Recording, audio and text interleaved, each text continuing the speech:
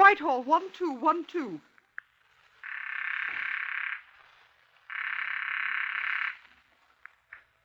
This is Scotland Yard.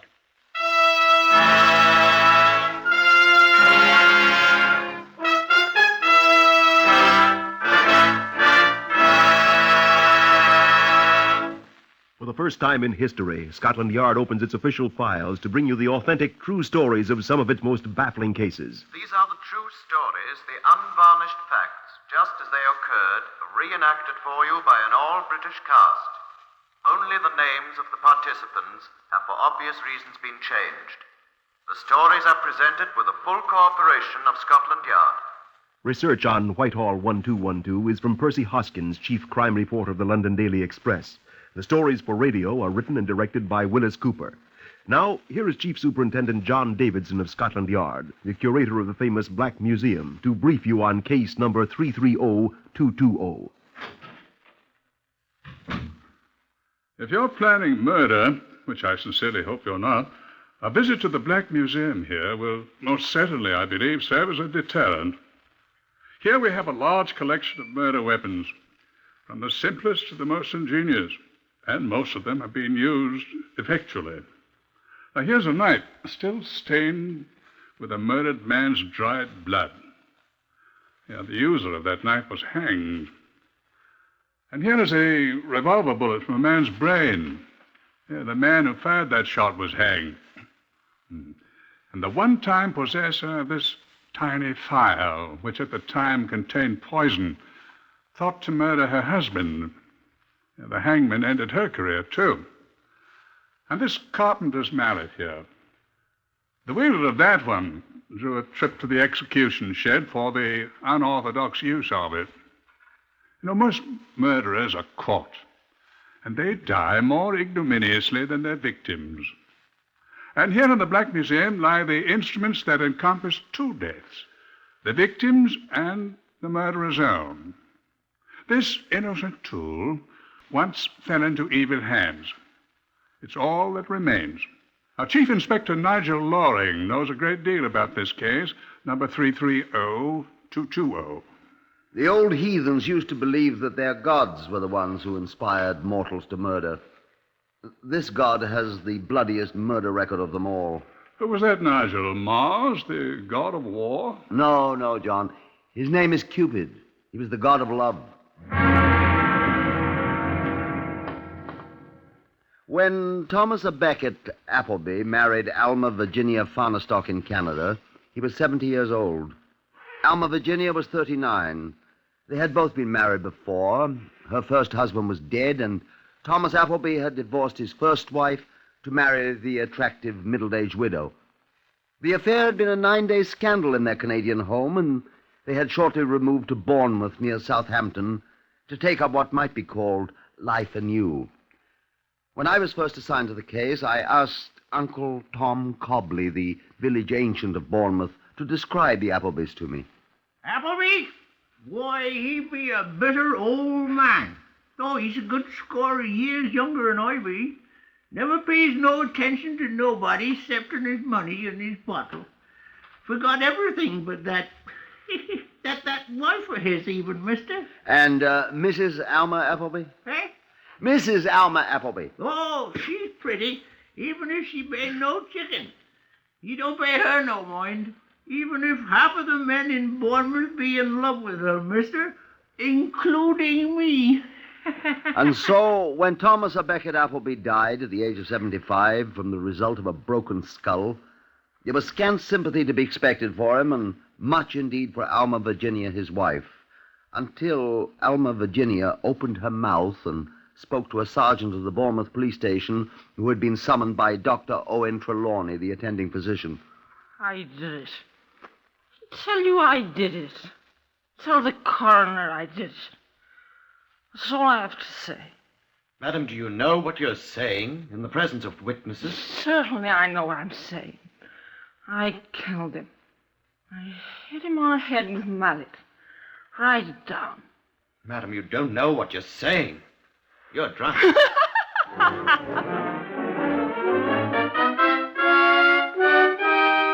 I was assigned to the case the following day. You know as much about the case now as I did then. Thomas à Becket Appleby lay dead in a nursing home with his skull fractured in 3 places. The new-made widow, it was now near 10 the following morning, was awake after having slept nearly 12 hours after her confession to the Bournemouth sergeant. The maid, Marjorie Bates, brought her downstairs. There was nothing very attractive about Alma Virginia Appleby as she slumped into a chair in the disordered sitting room. I need some more tea, Marjorie. Scotland Yard, eh? Yes, Mrs. Appleby. Well, I was hoping you'd care to amplify the statement you made last night, Mrs. Appleby. statement. About your husband's death, Mrs. Appleby. Marjorie! Oh. How are you ever going to bring that tea? I was hoping you'd care to amplify that statement, Mrs. Appleby. How? We are wondering how your husband was murdered. I don't know. All I know is I heard a noise. I came downstairs and turned on the light. And he was sitting in his easy chair, all bloody. Here's the tea. You better pour the detective some too, Marjorie. Oh, good. Oh, that's good. Thank you. Then I'm to understand, Mrs. Appleby, that you say he had already been struck when you saw him first. Oh, bloody dreadful. Poor Tom. I might point out that statement hardly accords with the statement you made last night, Mrs. Appleby. Did I make a statement last night? You did, madam. To whom? To Sergeant Milton of the Bournemouth Police. I don't remember it. I wonder... I was so shocked by the sight of poor old Tom. He'd been drinking as usual, and I picked up the bottle and just swilled down a great drink myself. But I drank a great deal, honestly. I don't remember. Perhaps I said something when you were drunk, madam? What did I say? You said that you had murdered your husband. I said I murdered him? It's in the Sergeant Milton's report. Well, I said I killed my husband. You did? Why, then, so I did. You come to take me to the jail. Well, I'm quite ready. Marjorie, fetch my cloak. Marjorie, bring my cloak, I said. I'm going to jail. But, look here, Mrs. Appleby. What's going on here? I say, what's going on here? It's quite all right, George. It is not all right. Who is this man? Who are you, fellow? I think I might ask the same question of you, young man. Now, don't come that on me. Is he annoying you, Aunt Alma? I'm Chief Inspector... This is Chief Inspector. I'm afraid I've forgotten your name. Loring, Scotland Yard. Oh, you are you? And what are you doing here? We've had enough policemen. May I ask who this young man is, Mrs. Appleby? This is George Evans, Chief Inspector. George has been our chauffeur. George is... Your nephew, I gather? I am not. George has been almost one of the family. And it's my duty to protect George. Where's he taking you? Were you here last night, young George? When old Tom was killed by that burglar. Is that the way it was? He was drunk, as usual. Answering your question, I was out in the garage working on the car, mister. George didn't know anything about it till he heard me scream when I found Tom sitting there all bloody. Dead. I didn't know he was dead when you found him, Mrs. Appleby. He was... I thought you said you killed him. What? Oh, that's right. I did kill him. I'd forgotten. You did not. I did. You did not, Alma. She couldn't. She says she did, young man. Well, she didn't. I did, George. I swear I You did not, Alma. I'm sorry, Mrs. Appleby. I detain you on suspicion of having been involved in the murder of Thomas à Becket Appleby. No, I tell you. And I must warn you that anything you say will be taken down in writing and may be used in evidence. Very well, sir. Alma. Be quiet. Then I say that I alone am responsible for the death of my husband. I alone murdered him. But it's not... Let me be, George. I did it. Now, if you're ready, Chief Inspector. Aren't you going to kiss me goodbye, George? The boy, George Percy Emmons, insisted upon accompanying Alma Appleby and me, but there was nothing for it. He had to stay behind. Mrs. Appleby wept copiously as they parted, and it was with some difficulty that the maid, Marjorie, and I were able to separate them.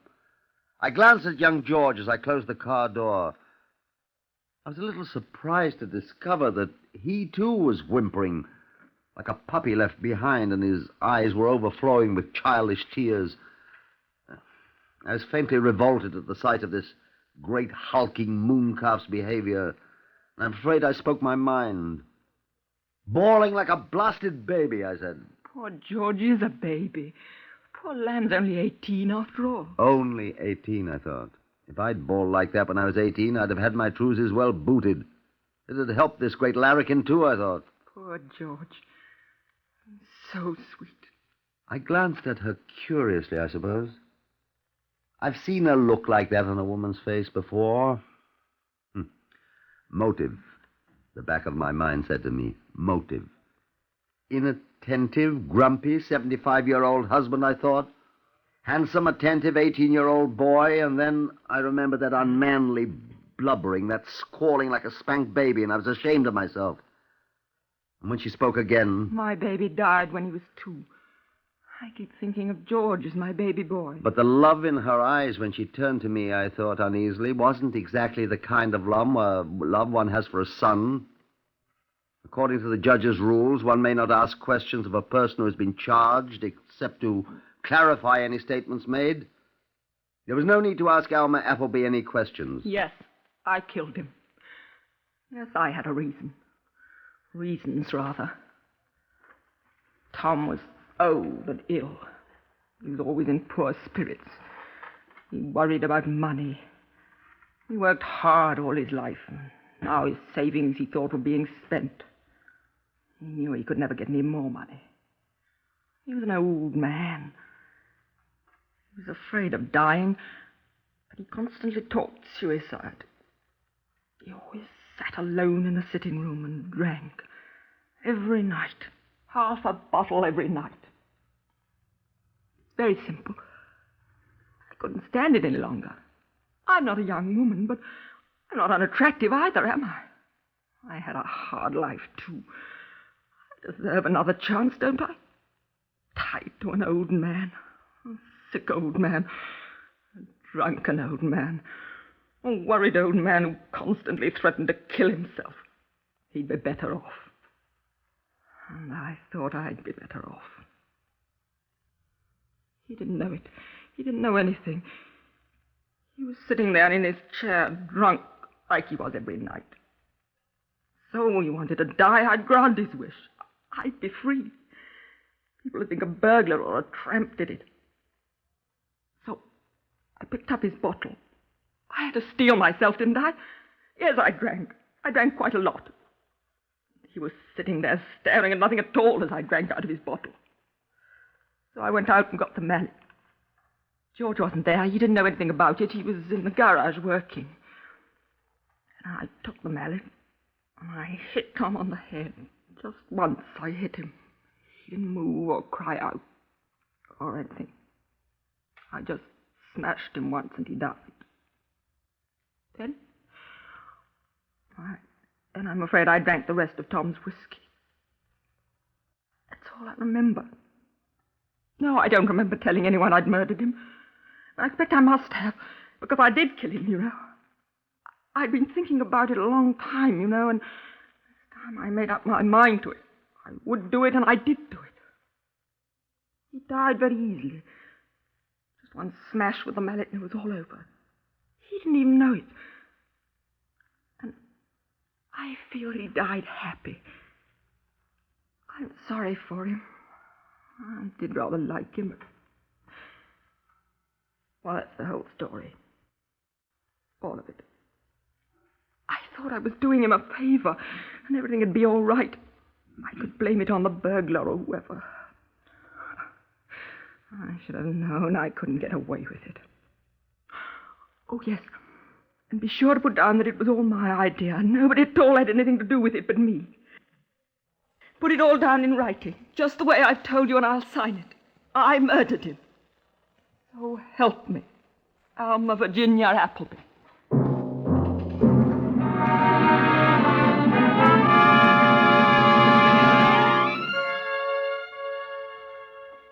That was the gist of what she told the examining magistrate of Bournemouth, who accordingly remanded her for trial at the Southampton Assizes later in the month. I wasn't satisfied. John Davison, the Black Museum man, he was plain superintendent then, was in Bournemouth visiting his great-aunt who was afflicted with sciatica. John, having escaped the ailing aunt for a morning, had attended the examination. Afterwards, he and I repaired to the nearest pub. John was not happy. None of my business, Loring, but that woman's lying. She lied about the number of times old Tom Appleby was tapped on the head with a mallet. The doctor said 3 times. She insisted it was only once. Well, she was pretty drunk. Granted. So let's have some more pig's ear, shall we? Right. Miss, 2 of the same, please. Right, sir. Granted that she has made a mistake there. Granted that she was undoubtedly a little scrip, as I shall probably be if I have much more of this beer. Thank you, miss. But what murderer ever forgets how many times he strikes his victim? Cheers. Cheers.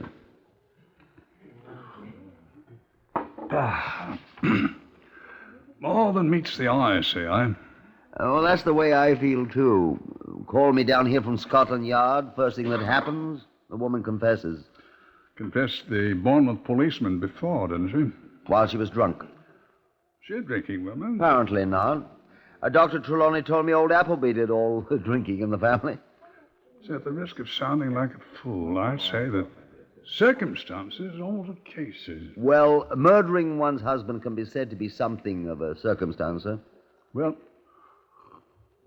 covering up a murder of a husband by somebody else could also said to be circumstance, Loring. Ah. Isn't it? Who's she covering up, then? I don't know. Wasn't anybody who hated the old man, apparently. No. Don't you know? Well, after all, I've been here a very short time, sir, and the case is closed. Well, it's the hangman who closes murder cases, Loring. I know that. See, I noticed another thing. What's that, sir? She seemed very anxious to impress on everyone the fact that this murder was her own idea. Yes. See, I know quotation. Yes, sir? Shakespeare, Hamlet. Oh. What is it, sir? The lady doth protest too much, methinks. Yeah, I seem to be full of wise saws and modern instances today, Loring. Yes, sir. You know, French have a saying, sachez la femme, if my pronunciation is right. Well, we've got the woman, sir. We don't have to look for her. Excuse me, I got my genders mixed up. In that case, look for the man, old boy. The man's dead, sir. Is he the only one? The good gray superintendent drank up his beer and left for the bedside of his great-aunt. I paid the score and set out for Canary Villa, the place where the tragedy had occurred, thinking to make certain discreet inquiries of the maid Marjorie. The doors were open. Marjorie was absent. I wandered through the silent, dreary house, looking in every room. The place was deserted. And I heard a noise. The garage, I decided. I followed my ears.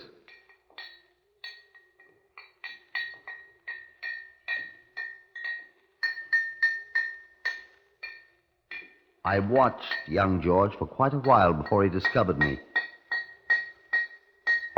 What do you want? I'd like to ask you a few questions, George, if you don't mind. Oh, you're the policeman. Chief Inspector Loring, that's right. I've got nothing to say to you. You're trying to hang my Aunt Alma. No, I'm not, George. I don't think... She didn't do it. I told you she didn't do it. I know. You got any suspicions, George? Well, of course. Some thief, some tramp or something done it. Really think so? Yes. I don't think a tramp did it. Well, she didn't do it. I'm sure of that. Can you prove that, mister? Frankly, no. Look, George, I have an idea it was someone that didn't like Mr. Appleby. Who? I thought perhaps you could tell me if he had any enemies. I don't know any. Go on with your work, George. We can talk. I'm almost done. Well, I'll help you. I'm a pretty good motor mechanic. Well, I was just straightening this thing. Well, I'll give you a hand. I suppose I should feel sorry for old Tom. You don't? No. I didn't like him. He didn't like me either. You'd know, I suppose, if anybody ever indicated that he hated Mr. Appleby. Of course. I knew them both pretty well. Worked here 6 months. No, 7. She didn't hate him. Alma? Aunt Alma, you mean? No, she certainly didn't. Put up with an awful lot from him, though. Was frightful. Always grousing at her when I drove around the countryside in the car. Always drunk. She drink, too? No, only that night, when she found him with those 3 holes in his head. Was he struck 3 times? 3 jolly great smashes. And you don't have any idea who did it? This burglar. Burglar? Well, whoever it was. Where did the mallet come from that he was killed with? Well, it was ours. Cops took it away. Well, I hope they find whoever it was. Well, if you cops are any good. We're trying. That's why I'm talking to you, George. Huh? Why? Hoped you might be able to help her. Listen, mister. I'd give my life for her. Well, I love her. she's been very nice to you, I understand. I love her. She's the sweetest, the most adorable, the most... Well... Huh? She's going to hang. No! She's not. She didn't do it. She confessed, George.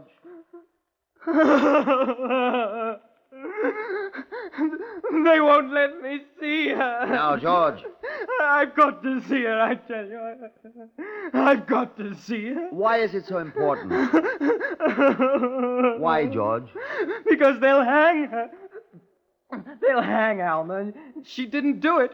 She didn't murder Tom, and they're going to hang her for something she didn't do. But what good will it do for you to see her? I'll tell you what good it'll do. I know who did it. I know, I tell you. Do you hear me? I know who killed Tom Appleby. Who? I know who murdered him, and so does she. I've got to talk to her, or they'll hang her.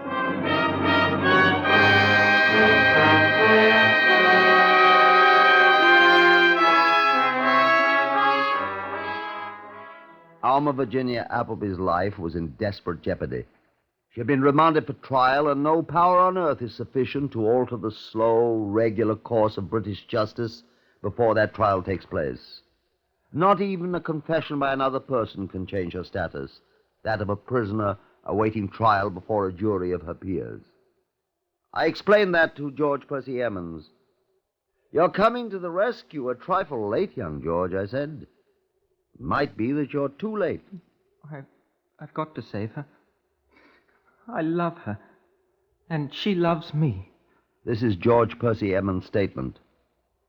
I have worked as chauffeur and general handyman for about 7 months for Alma and Tom Appleby. Alma, Mrs. Appleby, has been very good to me. She said I'm like what her dead son might have grown up to be. He did not like me. He didn't like anybody. He was always drunk, and he mistreated Alma, Mrs. Appleby. She tried to keep away from him. She always asked me to drive her to various places so she could be away from him and his tyranny. I love her very much. 3 months ago, I asked her to marry me. First, she laughed at me. And then she cried. She said that she was old enough to be my mother. I said that I was old enough to become her husband.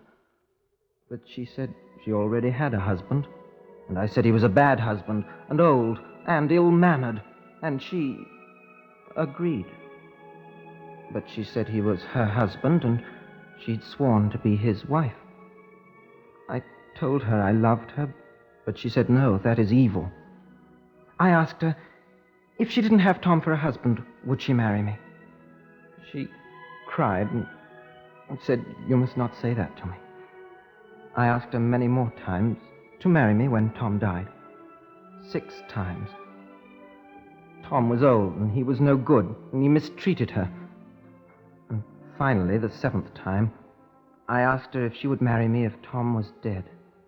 She cried some more, and I begged her to answer me, and at last she said yes, and she kissed me, and said again she would marry me if I still wanted her to, after Tom was dead. and I thought about it a long time. On the night Tom was killed, on that night, I'd brought her back from a trip in the country, and we were very happy. She kissed me when we came home, and she said she loved me. And my heart was breaking. And then when Tom got drunk that night, he hit her when she told him he shouldn't drink so much because it was affecting his health. And then I decided. I waited till she and Marjorie the maid went upstairs to bed, and then I got the mallet from the garage, and I stole into the house, and Tom was sitting in his chair, and he was in a stupor, and he didn't hear me. And I crept up behind him, and I hit him 3 times on his bald head, very hard, so I heard the bone crack. And he slid down in the chair, and he was dead, I thought. And I thought, now we can be married, Alma and me. But when I went to the staircase to go up and tell her, I looked up, and she was standing there, and she had seen it all. And everything I did, killing him, had come to naught. And I am a murderer, and Alma must not hang, although I surely shall. This is my confession. Write it down, and I will sign it. So help me, George Percy Emmons. George Percy Emmons was remanded for trial by the same magistrate who had examined Alma Virginia Appleby. They were tried together at the Southampton Assizes a little more than a month after Thomas Appleby had died. Both defendants pleaded guilty. Both seemed, as one crime reporter complained, to outdo the other in protestations, not of innocence, but of guilt. Unlike almost every case where a man and a woman had been accused of murder, they did not attempt to fix the guilt on one another, but each seemed determined to save the other's life at the cost of his own. This was the verdict of the jury. Members of the jury, are you agreed upon your verdict? Yes, sir. Do you find the prisoner, Alma Virginia Appleby, guilty or not guilty of murder? Not guilty. Do you find the prisoner, George Percy Emmons, guilty or not guilty of murder? Guilty. We should like to add a rider to that. We recommend him to mercy. George Percy Emmons, you stand convicted of murder. Have you to say anything why the court should not give you judgment of death according to law? I wish that... Let the prisoner, Alma Virginia Appleby, be discharged. George, take me!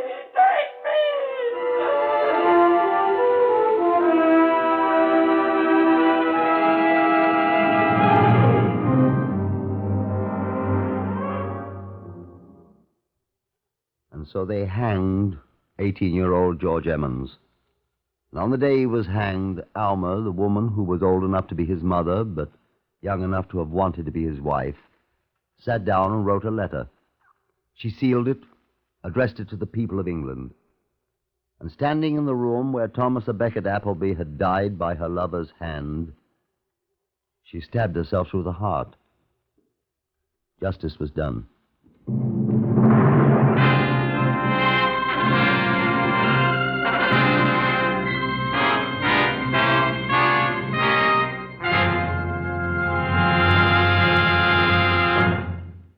You have heard another in the series Whitehall 1212, compiled from the official files of Scotland Yard. Research on Whitehall 1212 is by Percy Hoskins of the London Daily Express. The stories for radio are written and directed by Wyllis Cooper.